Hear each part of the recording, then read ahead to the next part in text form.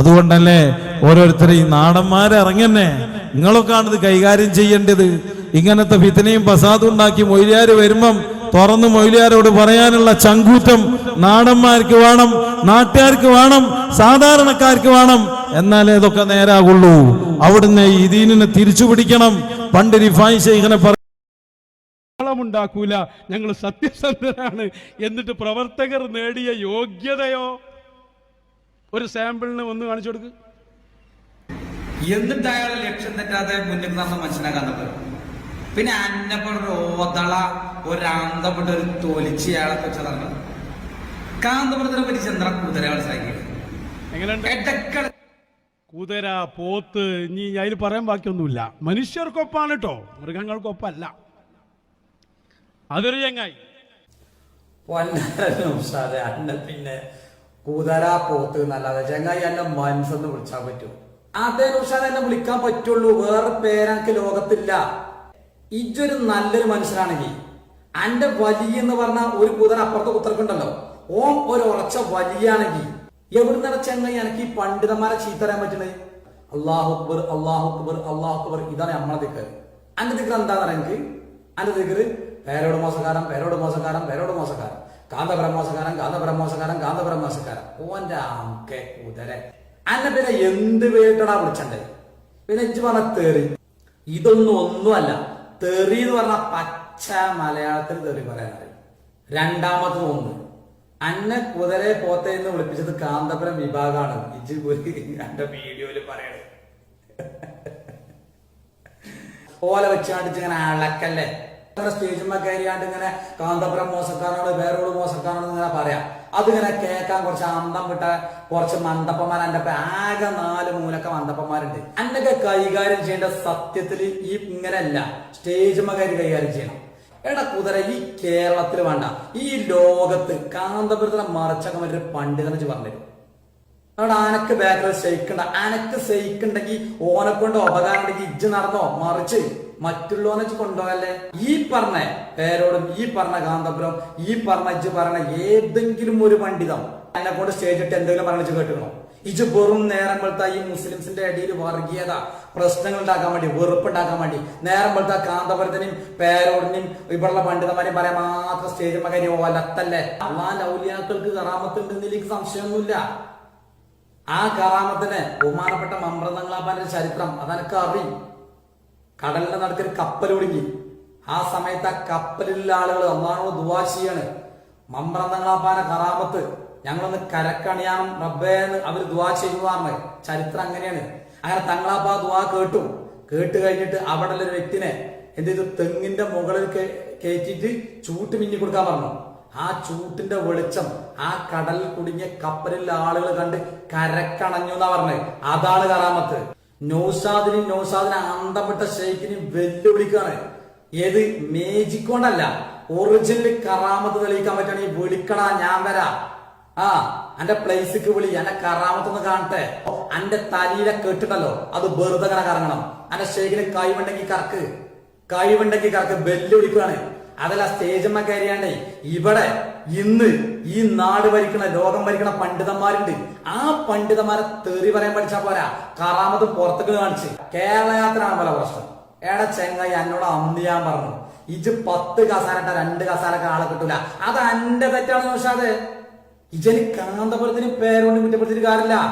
ഒരു കസാല ഇടണ്ട, ഓല മുന്നിക്ക് കസാല ഇട്ട് പണ്ഡിതന്മാര് നല്ല നല്ല നല്ല ആളുകള് സഖാഫി മക്കള് അത് ചെല്ലും. അതെന്താണ്? ഓല കറാമത്താണ്.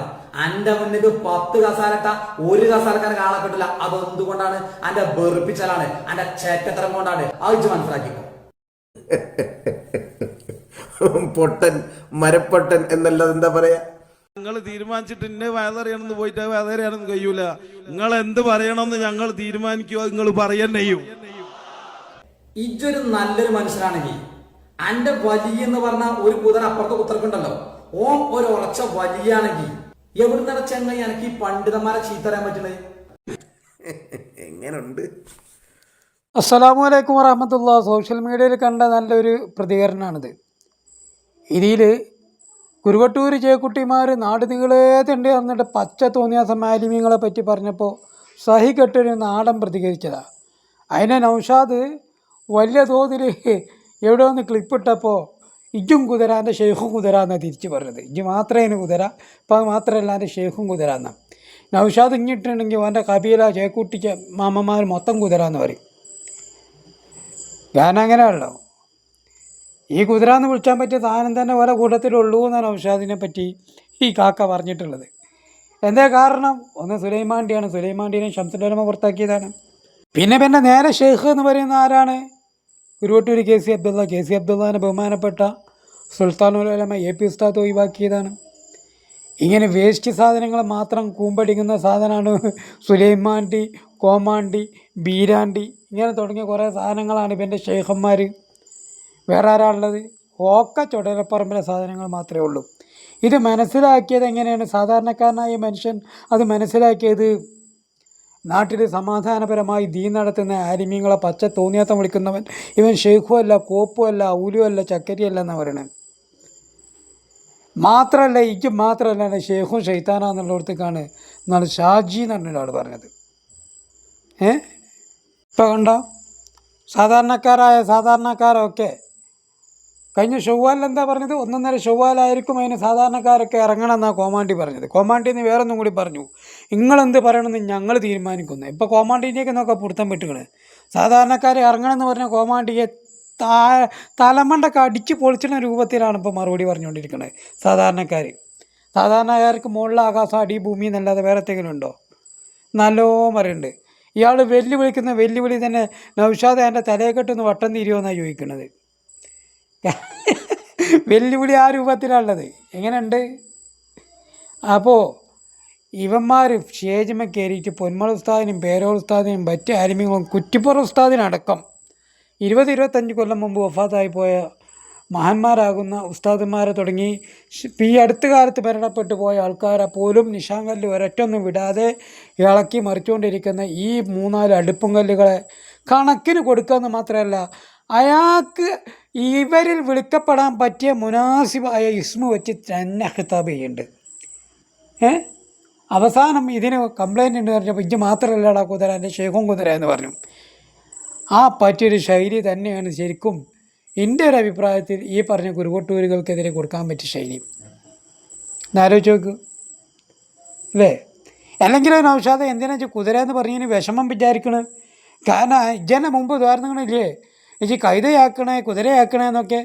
അപ്പോൾ നാടന്മാരായ ആൾക്കാർക്ക് എന്നെ കണ്ടപ്പോൾ ഇച്ചൊരു കുതിരയെന്ന് തോന്നിയിട്ടുണ്ടെങ്കിൽ അതിൽ വലിയ വിഷമം വിചാരിക്കേണ്ട ആവശ്യമൊന്നുമില്ലല്ലോ. കുതിര വലിയ പവിത്രതയുള്ള സാധനമാണെന്നും അങ്ങനെ കുതിര ആക്കണേന്ന് വരെ പ്രാർത്ഥിച്ചതുമാണല്ലോ അല്ലേ? മുമ്പ് പ്രാർത്ഥിച്ചിട്ടുണ്ട്. അങ്ങനെ ഇജ്ജ് മറന്നെങ്കിലും നമ്മൾ മറക്കൂല. ഇനി നമ്മളും ഇജ്ജും മറന്നാലും സോഷ്യൽ മീഡിയയിൽ അതുണ്ടാവും എൻ്റെ പ്രാർത്ഥന. അത് കേൾക്കണോലേക്കാരും അധികം ആൾക്കാരും ഉണ്ടാകുക. അപ്പോൾ സാധാരണക്കാരായ ആൾക്കാരെ മുമ്പിൽ വന്നിട്ട് ഈ ആൾക്കാരെ പൊട്ടീസാക്കണ പരിപാടിയൊക്കെ നിർത്തി തൗബ ചൊല്ലി സുന്നത്ത് ജമാഅത്തേക്ക് വാ. ബഹുമാനപ്പെട്ട സുലൈമാൻ ഉസ്താദ് പഠിപ്പിച്ച, OK ഉസ്താദ് പഠിപ്പിച്ച, മഹാന്മാരാകുന്ന ഉസ്താദ്മാർ പഠിപ്പിച്ച ആശയത്തിലേക്ക് തന്നെ തൗബയിൽ തിരിച്ചു വരാൻ ചെയ്യും. നമ്മൾ ഏത് ചവറിനും സ്വീകരിക്കും, യാതൊരു സംശയമില്ല. അതേ സമയത്ത് സ്റ്റേജിന്മേൽ കയറി പച്ച തോന്നിയാത്തം വിളിച്ചിട്ടുണ്ടെങ്കിൽ ഇനി സ്റ്റേജിനെ കൈകാര്യം ചെയ്യുന്ന കുറച്ച് നേരത്തെ അയാളെ വോയിസ് നിന്ന് എനിക്കങ്ങനെ മനസ്സിലായത്. ചിലപ്പോൾ നാടന്മാരായ ആൾക്കാർ എന്തെങ്കിലുമൊക്കെ ചെയ്തു പോയാൽ അത് KP-ക്കാരാന്ന് പറഞ്ഞു വരരുത്. ഇയാളെന്നെ കണ്ട AP-ക്കാർ പ്രതികരിച്ചു പറഞ്ഞപ്പോൾ അയാൾക്കൊരു ചിറി. ആ ചിറി ഏകദേശം എജാതി ചിറി അറിയ്. ആ ചിറിൻ്റെ അർത്ഥം എന്താ എനിക്കറിയോ? എനിക്കത് പറഞ്ഞ് ജയിച്ചാൻ കഴിയുള്ളൂന്ന്. അയാൾ AP-ക്കാരനൊന്നുമല്ല, നിഷ്പക്ഷമായി ചിന്തിക്കുന്ന സാധാരണക്കാരനായ ഒരു മനുഷ്യനാണ്. അത് അയാളെ സംസാരം കേട്ടാൽ മനസ്സിലാവും. മനസ്സിലാകണ്ടേ? എവിടെ മനസ്സിലാകാനാ? മനസ്സിലാകണമെങ്കിൽ ചോറും കോയും തിന്നണം. അല്ലാതെ കോഴി തിന്നാൻ ഔഷധത്തിന് എങ്ങനെ കാര്യം മനസ്സിലാവുമോ?